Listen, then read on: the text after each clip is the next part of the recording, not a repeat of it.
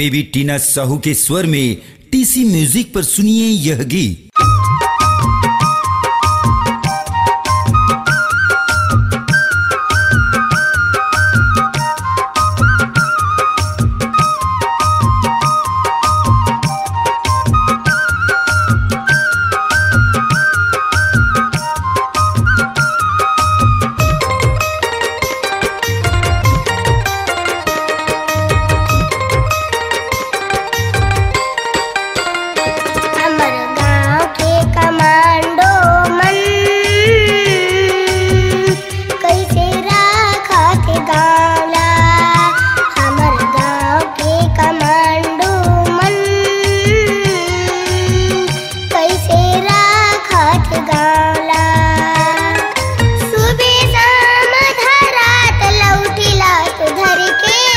लौठीला तो धर के दीदी लौठीला तो धर के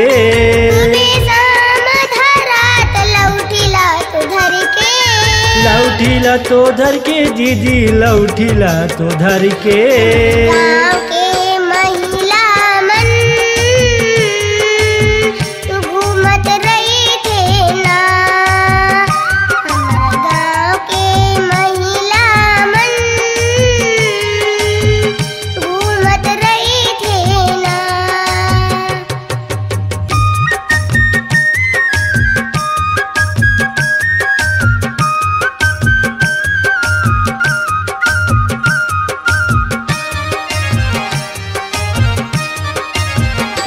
हमर गाँव सुगर मुसुआडी कोनो ने पिए दारू गांजा कोनो ने पिए बीड़ी कोनो ने खावे कुकरी मछली कोनो ने खावे बोकरा कोनो नहीं खावे बोकरा ओ दीदी कोनो नहीं खावे बोकरा। हमर गाँव में बसे हावे सब साहू साहू। हमर गाँव में बसे हावे सब साहू साहू। नहीं हवे दरवा बंधा नहीं हवे गंजेड़ा नहीं हवाई गंजेरा ओ दीदी नहीं हवाई गंजेरा नहीं हवे दरवा बंधा नहीं हवे गंजेड़ा। नहीं हवाई गंजेरा ओ दीदी नहीं हवाई गंजेरा। हमर गाँव के महिला मन तू घूमत रही थे ना। हमर गाँव के महिला मन घूमत रही थे ना।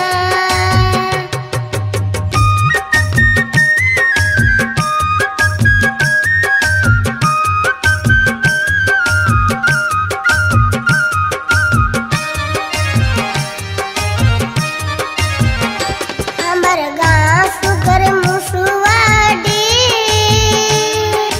आधा गाँव कबीरा हवे आधा गाँव देवता आधा गाँव आबादी हरे आधा गाँव लगानी। सही बातला बोलत हवल तय हाँ वो टीना। हमर गाँव में बसे हावे सब साहू साहू। हमर गाँव में बसे हावे सब साहू साहू। नहीं हवे दरवा बंधा नहीं हवे गंजेड़ा नहीं हवाई गंजेरा ओ दीदी नहीं हवाई गंजेरा नहीं हवे दरवा बंधा नहीं हवे गंजेड़ा। नहीं हवाई गंजेरा ओ दीदी नहीं हवाई गंजेरा। हमर गाँव